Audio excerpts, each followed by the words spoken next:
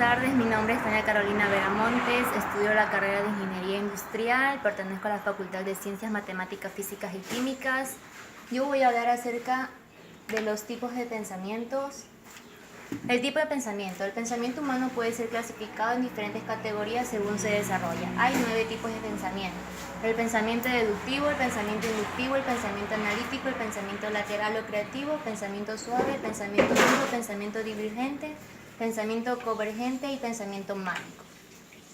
Las fases y áreas del pensamiento. Las fases del pensar son perceptiva, reflexiva, creativa, retentiva, expresiva, verbal y práctica. La fase perceptiva.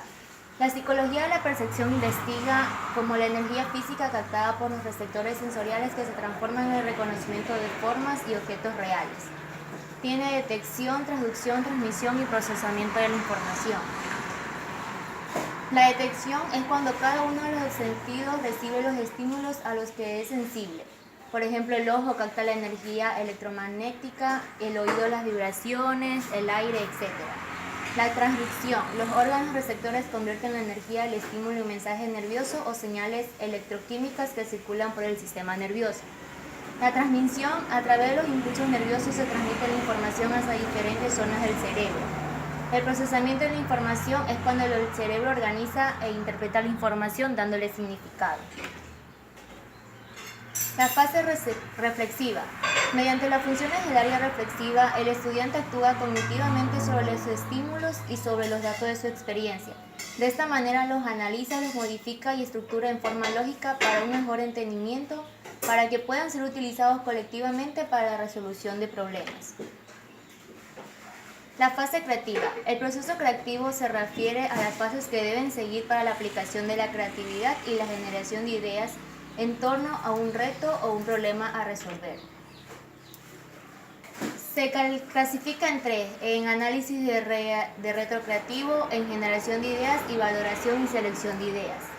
El análisis del reto creativo es al que nos enfrentamos y el entorno al que queremos generar ideas creativas. En esta fase utilizaremos herramientas de análisis para hacernos preguntas y analizar las causas de nuestro reto o problema. La generación de ideas, también llamada fase divergente. En esta fase utilizaremos herramientas para la generación de ideas. En esta fase es conveniente no juzgar las ideas.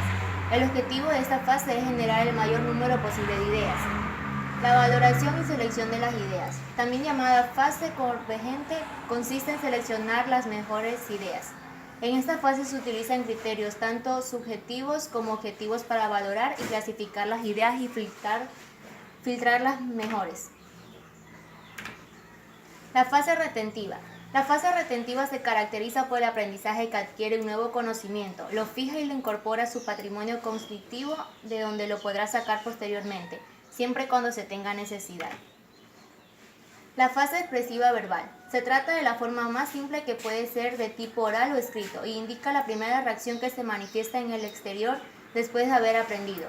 La comunicación a través del lenguaje verbal, expresión escrita a través de la redacción y composición con una correcta estructura de frases, oraciones, párrafos, etc.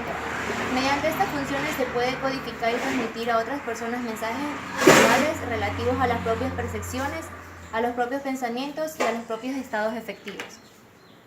La fase expresiva práctica o no verbal. Esta fase se caracteriza porque los conocimientos y habilidades mentales adquiridas en el aprendizaje se constituyen en elementos, no solo del conocer, sino también del hacer. Esta fase se clasifica en 4, en expresión plástico-pictórica, expresión corporal, motricidad y expresión artística.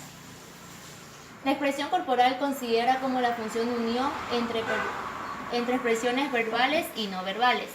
La motricidad, capacidad de los músculos para contraerse bajo la acción de determinados estímulos al recibir un impulso nervioso que transmite un orden de movimiento.